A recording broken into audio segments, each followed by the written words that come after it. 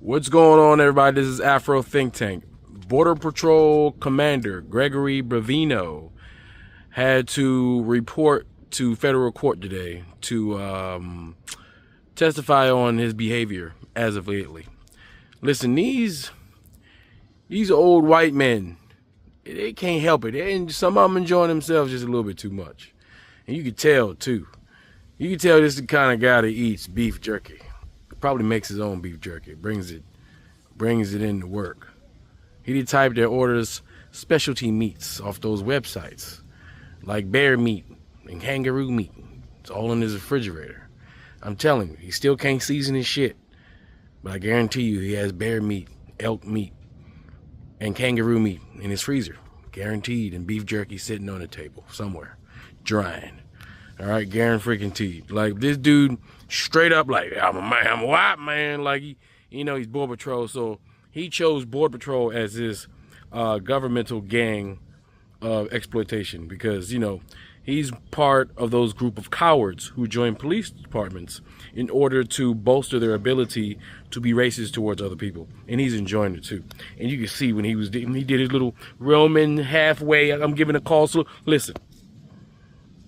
There is no situation at which the Border Patrol commander would have had to do any of those little signals before he got into that truck. All right, he is not the military. Now, me, who have worked with the Customs and Border Patrol for a better part of 15 years, I know they are set up like the military, but they are a policing force. ICE is almost like a branch off of Border Patrol, or kind of like the action or the special forces of Border Patrol, and they together deal with Customs and Border Patrol, obviously, right? And so these guys have a mentality of they're warriors for America, against those others. That's their mentality, right? They're filled with a bunch of white Europeans who want to kick out all Mexicans, but somehow they're married to a Mexican woman. They're racist, but somehow they're married to a Filipino woman. Or European adjacent Mexicans who hate other Mexicans for some reason. There's a whole lot of Mexicans. All right, I guess they're the European conquistador style Mexicans, and not the Indian native proud warrior Mexicans. All right, we're talking about the white European conquistador Mexicans who brought that language of Spanish and created an ethno group based around the freaking colonizer and his slaves and servants. Okay, so yeah. Without further ado, I want to introduce you to this Customs and Border Patrol commander. And see, these white folks, you can taste it. He felt so good. He wanted to do it straight, but he didn't. But he did everything but. That lets you know exactly what he wanted to do. But you can tell they're unhinged. They are unaccounted for. And this is they're living their nostalgia from back in the days when they was growing up, when they were teenagers and they got to see what their daddies and their granddaddies got to do back when they was in charge. You know what I'm saying? But anyway, tell me what you think in the comment section. It's Afro Think Tank. Learn something, teach something. I'm out.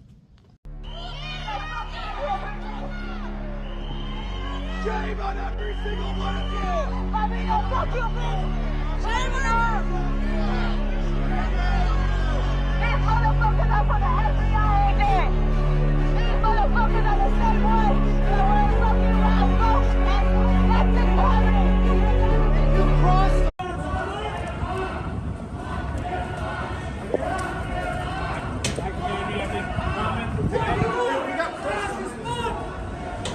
Chief, how you feeling? Here you go! You fucking Nazi! You Nazi fuck!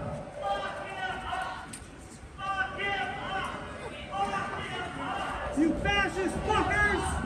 Fuck him up! Fuck him up! Fuck him up! Thank you for being with us here at 11. I'm Marie Saavedra. Our cameras captured Customs and Border Protection Commander Gregory Bravino walking into federal court just after 9 o'clock this morning. Darius Johnson live for us at the Dirksen Federal Building. That's where Bravino is testifying after a judge's order. Darius.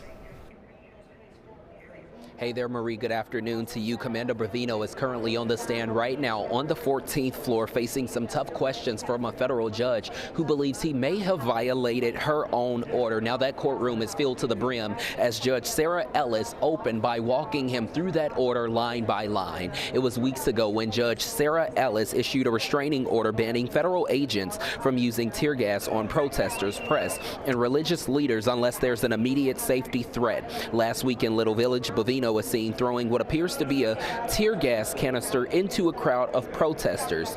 Plaintiffs say he was the first federal agent to deploy tear gas without warning and without a crowd being violent. That video was submitted by plaintiffs and includes a video of a man shot in the neck with a pepper ball and a woman who was held face down in Little Village. The judge said she did not see any immediate threat in either of those scenes that would justify the force that was used, nor did she hear a clear warning to allow protesters to comply to those agents' orders. Now, while reading the order, the judge asked where agents are supposed to place their identifying badges. Bavino said he instructed agents to wear them conspicuously somewhere on their uniforms, while adding equipment can often cover them. The judge suggested those should be worn in at least 2 locations, and Bavino agreed. Back out here live within the last 30 minutes or so, they started talking about if agents are currently wearing body-worn cameras. Bavino said a vast majority do. However, he is not one of those agents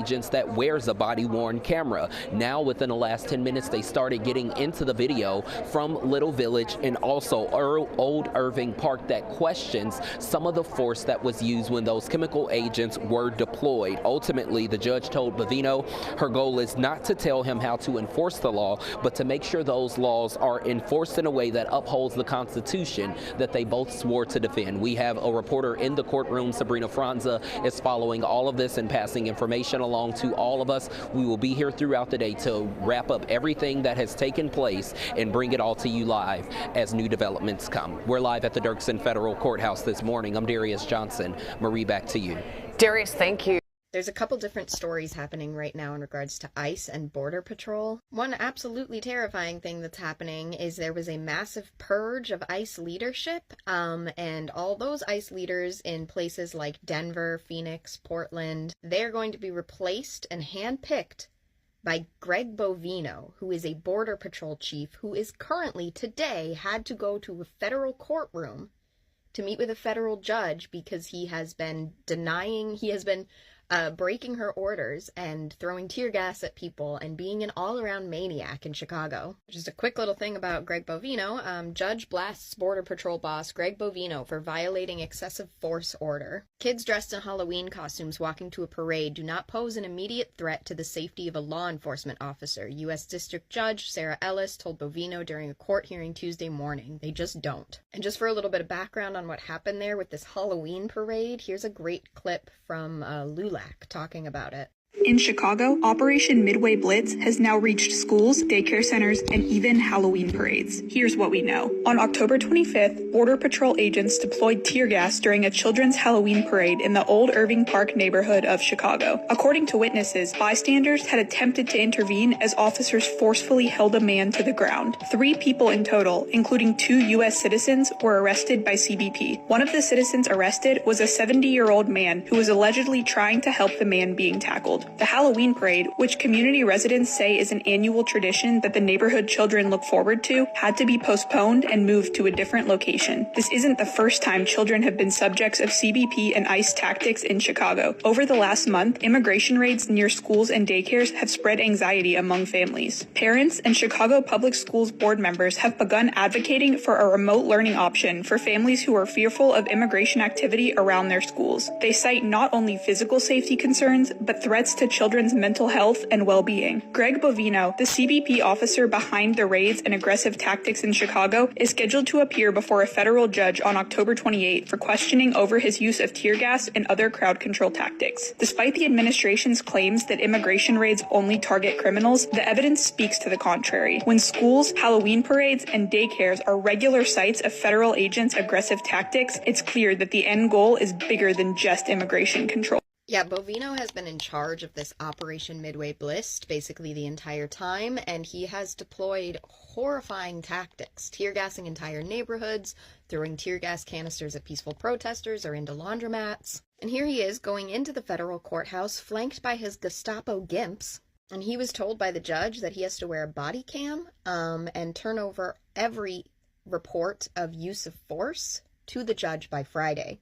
She also told him he needs to come in and check in with her every single day. He has to come in every single day at 6 p.m. and explain to her what happened throughout the day. And Bovino is incredibly aggressive and terrifying, and so ICE and Border Patrol are kind of different. They're both equally horrible. It's like how the Nazis had different tiers of police forces. That's how ICE versus Border Patrol is. And Border Patrol is the much more aggressive and violent version of ICE, which is already aggressive and violent. But Trump doesn't want the targeted tactics of ICE anymore. He wants the aggressive violence of people like Bovino. I believe this is from a NBC report, but it says the White House has signed off on a list of at least a dozen directors of ICE field officers who are set to be reassigned in coming days, the two DHS officials, the former DHS official, and the federal law enforcement official set. They said that at least half of them would be replaced with Border Patrol officials. ICE has 25 field offices around the country, so the move could replace nearly half of the agency's leaders. The list was compiled by Corey Lewandowski, a special government employee at DHS who advises Homeland Security Secretary Kristi Noem, yeah, that's what their kids are calling it now, advises, and Greg Bovino, the Border Patrol sector chief overseeing the agency's operations in Chicago and previously in Los Angeles. It's pretty well-known secret that Corey Lewandowski and Kristi Noem are hooking up. And she's a crazy person who just wants to be on TV all the time, so she's got Corey Lewandowski doing the dirty work for her. Even Fox News is talking about this shakeup. Spearheaded by Corey Lewandowski, and it's all in an effort to boost deportation numbers, which are already at more than 500,000 since President Trump took office. So here's what we're talking about. Some of the ICE leadership positions being removed are the heads of ICE here in Los Angeles, in San Diego, Phoenix, Philadelphia, Seattle, El Paso, New Orleans, and Denver, just to name some of them. I'm told some of their replacements will be Border Patrol officials, hand-selected by Border Patrol Commander Greg Bovino, whose aggressive and sometimes controversial tactics to arrest illegal aliens have elevated him within the Trump administration. Now, this is significant because Border Patrol and ICE do very different things, and we've embedded with both agencies multiple times. When we're with ICE, they are typically doing targeted enforcement of criminal illegal aliens, always knowing who they are arresting beforehand and often doing hours of surveillance to try and learn the target's schedule. Now, Border Patrol has been much more aggressive. They conduct roving patrols and raids at places like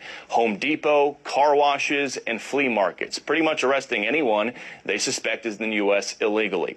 Now, replacing ICE leadership with Border Patrol officials signals the Trump administration wants deportation efforts to get much more aggressive, with one Border Patrol source telling Fox, quote, "What did everyone think mass deportations meant? Only the worst?" Tom Homan has said it himself. Anyone in the U.S. illegally is on the table. So yeah, Kristi Noem's boyfriend is spearheading this effort to replace already kind of crazy ICE leaders with even crazier Border Patrol people. And Border Patrol are the ones responsible for Operation Midway Blitz in Chicago. They're the ones being extremely insane. And I'm not saying ICE are sweet little angels. They're also terrible. But Greg Bovino and his Border Patrol goons are escalating things very quickly. This man, who looks as close to a Nazi as you can possibly look without having an actual swastika armband, this man is now in control of hiring Border Patrol leadership all over the country to continue his psychotic work of terrorizing communities. Oh, and that Fox clip also mentions that a official from the Trump administration confirmed this and basically said that it's because they got a crazy influx of money from Trump's big, terrible bill. The Trump administration official did confirm these personnel moves to Fox, adding that there was a big, widespread review of ICE leadership after the One Big Beautiful Bill passed. And I'm told these changes were made based off who the administration feels can execute a mass deportation agenda with all of that added money and staffing coming from that bill. Yeah, because that big, beautiful bill gave immigration enforcement like $71 million worth of weapons, including guided missiles. So Trump was like, who can we get who's insane and will use those missiles against Americans when I ask him to? So they got this creepy Hans Landa looking motherfucker. So obviously things are really, really bad already, but they're about to get so much worse. But the good news, if there is anything such as good news right now, is that the American people are standing up against this bullshit. When these federal masked invaders come into communities, people are standing together and pushing back. Because don't forget, these ICE agents, these Border Patrol agents, they're just people.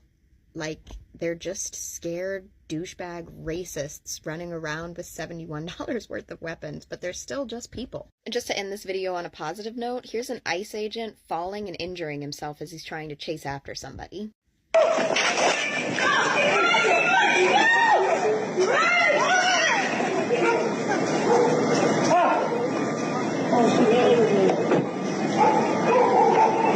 You always gotta stretch before you run, Border Patrol. Again, yeah, they're just people. They're vulnerable. Like, Bovino himself has to show up to federal court now every single day, and I know he's going to be an ass about it, and he's going to make a big show about it, walking in with his GIMP goon squad every day, but he still has to go. He still has to face a judge. I don't know if any consequences will come from this, but it is important. And even if this trial or whatever doesn't go the way we want it to, eventually there will be retribution for these people. I have to believe, and we have to believe as a democratic society, that these people will face consequences for the vile, illegal actions that they are taking against our communities. But stay strong out there, everybody. Border Patrol's about to go even crazier than they already are. Fuck this, fuck that, and bitch, fuck you. Fuck this, fuck shit, fuck your daddy too. No, I ain't forget you, motherfucker too. Motherfucker, fuck your blood and this fuckery they got us going through. Those fuckers put us under spells. Said fuck y'all to a living hell. Fuck all the laws that nature tells. So we die cursed while they live well. But fuck, I've had it up to here. I curse their curses with no fear. I give no fucks, I'll live to hear the song that justice sings so clear. Free Sudan! Boycott diamonds and gold! Free Sudan! Boycott diamonds and gold! We most definitely cannot forget about the people of Sudan! Thanks for watching Afro Think Tank. Don't forget to like, share, and subscribe. And follow me on Substack and Patreon for more content. Remember, it's Pan-Africanism or nothing.